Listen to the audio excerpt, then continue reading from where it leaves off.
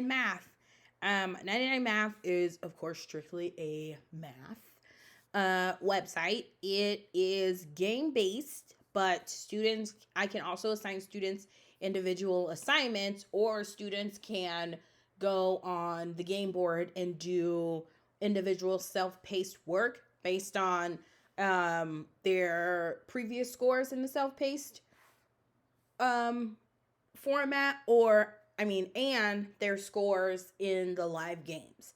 So I do 99 Math a lot as a review. So I pick a skill set. Actually, I pick my class, and then I pick a skill set.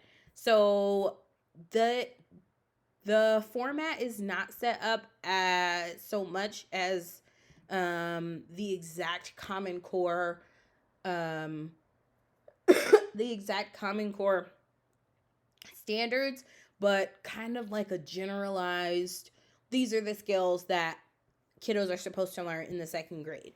I can also change the skills so they go from first grade to 12th grade skills. So if I have a group of students that need to work a little bit ahead, I have the autonomy to do that. So in the live game, students, I pick a topic. So for addition, 2-digit addition, up to 100, I choose how many minutes I want each round to be, and it's always 3 rounds. And then students see this, and they enter the game code, and they play. On my screen, once students have all entered and I've started the game, it'll just have like a timer on the screen, and each student gets individualized questions. They're all in the same, they're all double digit addition, but they're not the same questions. And after each round, it tells me who got the most questions right. It ranks the kiddos from first, second, and third place, and who was the most accurate and who improved the most. So if the kids were able to answer 10 questions, and at the beginning they got 3 of them wrong, but towards the end they were getting more and more right, it gives you like a most improved score. So the reports, I can see live game reports, and I can see what students are doing in their individual game board. So, for example, this one from March for comparing numbers, I can see that in the 3, I think I make these rounds a little bit longer, but one of the students answered 72 questions and he got 64 of them correct. One of them answered 64 questions and they got 58 correct. I can also see, I reminded my students to use their real names so that I can actually track their progress.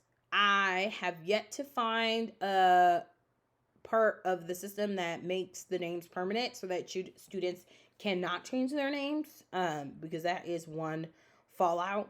But if I click on see mistakes, I can see all of the problems that the children solved, how long it took them to solve each one, and then I can see their mistakes and how long it took them to make those mistakes. So like, for example, this one and this one, he didn't really think about it very long, and so it's very possible that he thought he was choosing the right answer and then ended up choosing the wrong answer. And then these that he spent some time on, those are ones that he just did not understand at all. So it gives me that type of progress and their accuracy. As you can see, the data stays there for quite some time. Their support is from March.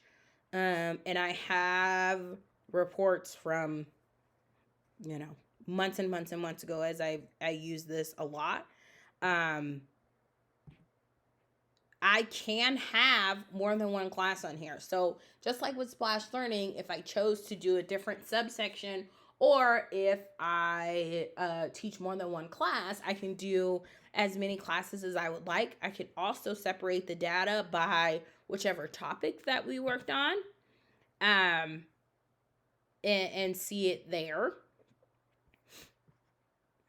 So each student has a personal game board that they can log in using the class code.